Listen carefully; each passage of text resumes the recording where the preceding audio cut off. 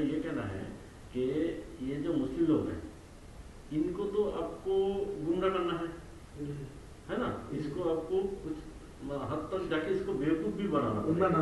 अगर आप बेवकूफ नहीं बनाएंगे तो वो उनका पास चला जाएगा। तो आज का दिन में जो मैं मुद्दा उठाया ना बाबरी मस्जिद का, वो होगा नहीं होगा बाद में सोचिए। आज के दिन में ये सारा इंडिया का मुसलमान लोग मेरा साथ दे रहा है कि मुस्लिम लोग बेसिकली ना बहुत इनोसेंट होता है। हाँ बहुत, तो इसको बेवकूफ बनाना बहुत आसान है। ये उसी सबको बोल रहे हैं। आज के दिन को 100 मुसलमान से 80 मुसलमान को मेरा खिलाफ कोई बोलेगी तो आपको तोड़ के मारने जाएगी।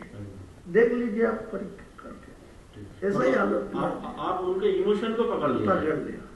ये जो बाबरी मस्जिद वाला इमोशन है इसको पूरा पकड़ लिया। इसीलिए तो मैं जानबूझ के ये, वो तो आपको कुछ आदमी मेरे को धमकी दे रहा है, बोला वो बाबरी मस्जिद को छोड़ दीजिए, तुम हुमायूं को नाम पर करें, तुम दूसरा को नाम पर ले हुए। लेकिन वो दूसरा नाम पर छोड़ेगी तो इमोशनल टूट जाएगी। आज का दिन में जो इमोशन है बाबरी के नाम पे है। लेकिन बाबर क्या वो मेरा बाबर को साथ कोई लेना देना नहीं है। वो एक मस्जिद था, इसी इनको पास इमोशनल है। जो मस्जिद तो था अल्लाह का घर, बाबर से आपको लेना देना नहीं। जो मस्जिद तो था अल्लाह का घर, बाबर से आपको लेना देना नहीं।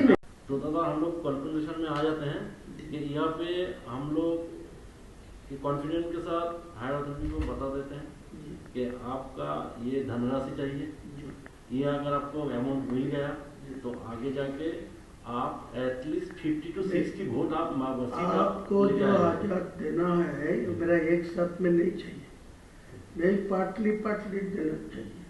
नहीं जो 22 तारीख रैली में जो बाबरी मस्जिद का जो लिब रखा उसी दिन मेरा 82 लाख खर्चा हुआ।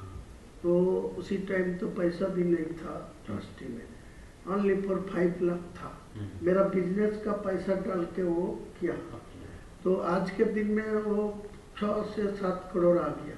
मेटेरियल्स भी 2-3 करोड़ को आ गया, ईटा स्टोन।